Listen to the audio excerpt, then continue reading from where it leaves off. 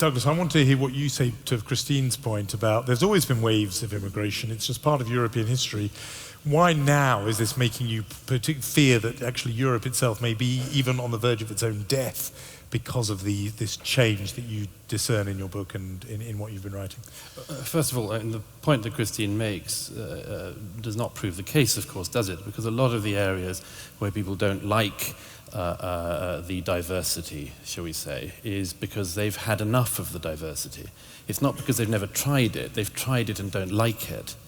And they go to areas where they can not have more of it thrown down their throat. And that's one of the big issues, isn't it? That everyone who's for the, as it were, endless diversity as a definition of us will always come to is there a moment when there is such a thing as too much? And I think that the people can sense that, and certainly sense it far better than any political or other class. This word, by the way, populism and populist, I don't buy it myself, I don't use it. I think populist is a term that some people use for things they don't like. It's simply a really good and easy way. I mean, let me give you an example.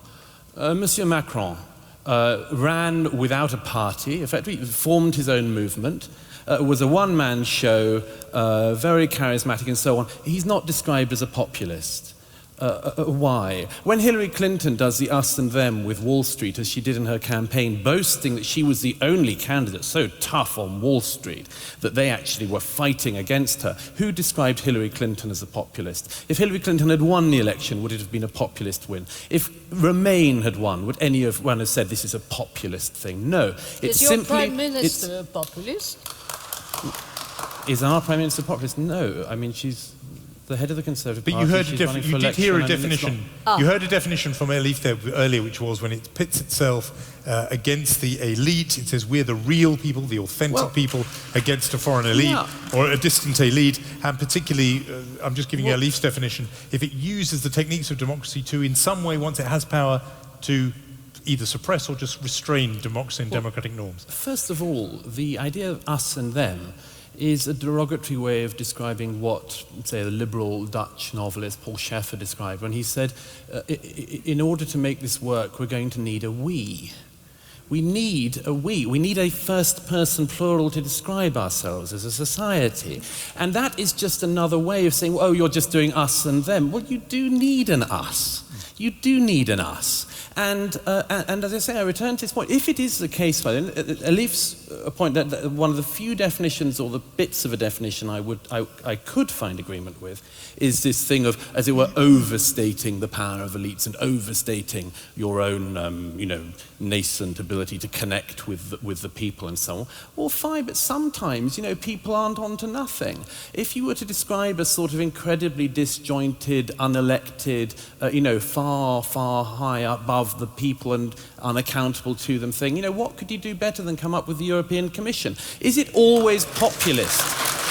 Is it always populist to point that out? I would say no. So sometimes people are onto something. But as I say, I think this is just another way of saying, scare quotes around these people. We would like to call them racist, but we're not sure it'll work anymore, and we're nervous, so we'll call them populists. Lots of people want to come in. Thank you. Wow, wow, wow. Once again, Douglas Murray, spot on, puts forth, basically his rebuttal to the two ladies and basically says, look, you want to talk about shared values? Yes, we need shared values.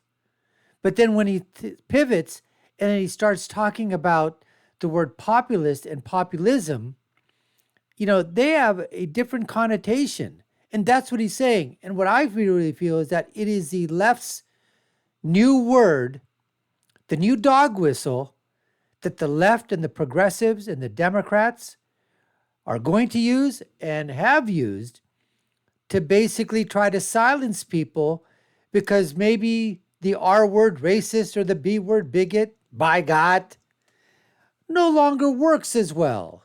Or maybe they don't want to be called out for calling it out, even though it's not there, but they don't want to be accused of calling someone a racist or a bigot. So now they label him as a populist, and the people that follow that person or like the ideas of that person, now they basically say, oh, this is populism. It's a populism movement. And those are all racists and bigots and, white supremacists or whatever the heck, you want to call it. So basically, there you have it. It's just another way to try to say we elites know better than you servants, slaves, serfs, vassals down there. And when Douglas brought it to point, talking about, if you could just think of some type of an entity or a structure that was someplace out there, and making laws for everybody else.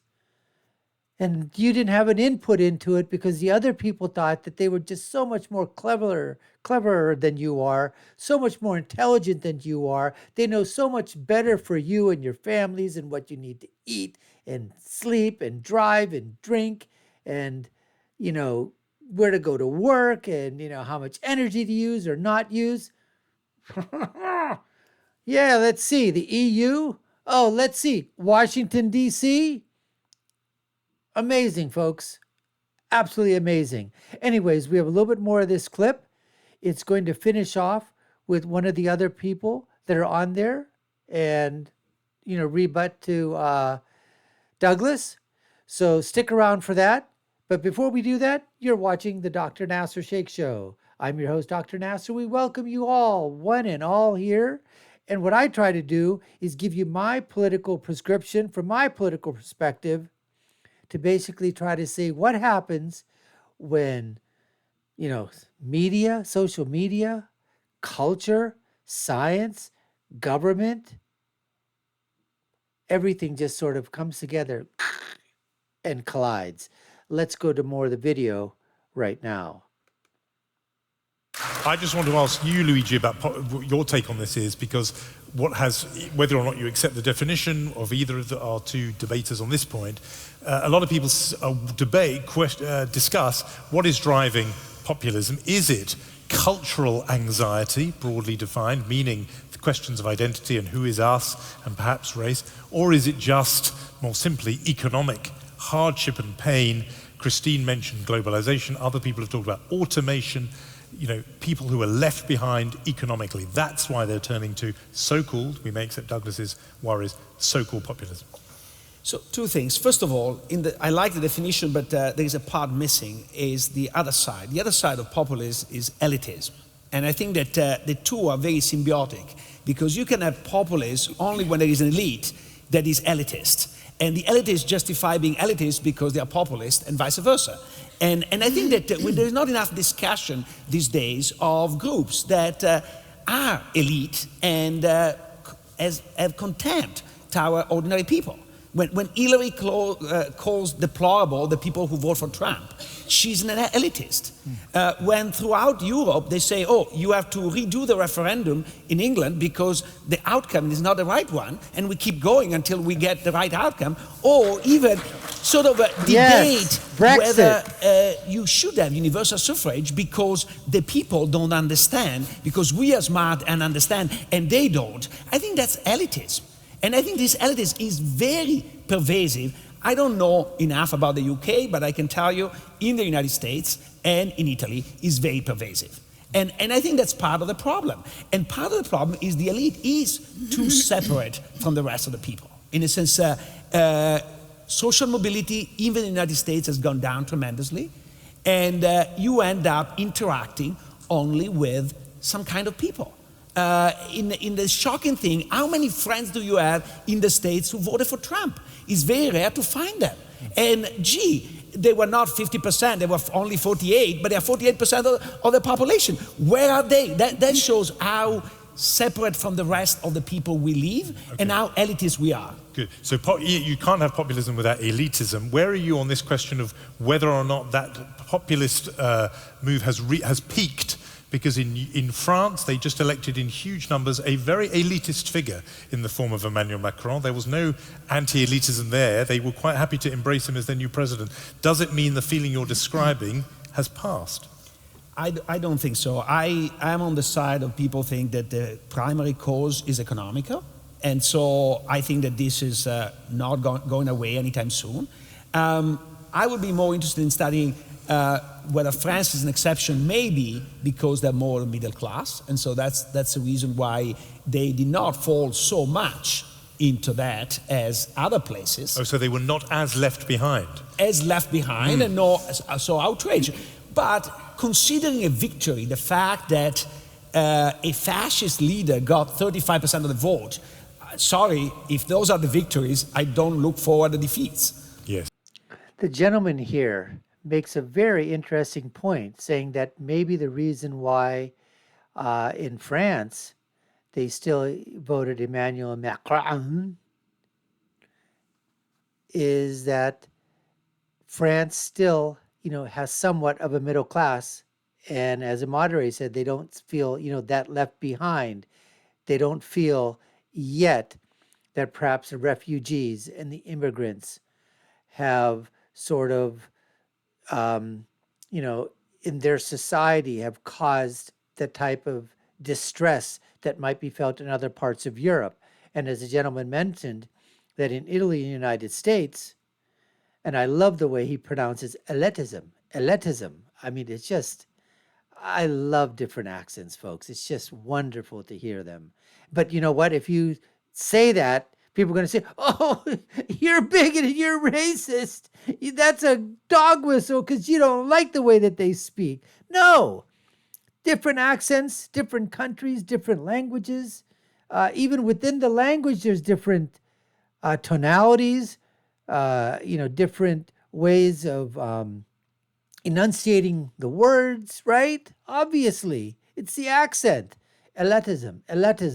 I love it. And so he said, Hillary Clinton, when she called half of America deplorables, that's classic elitism. All right?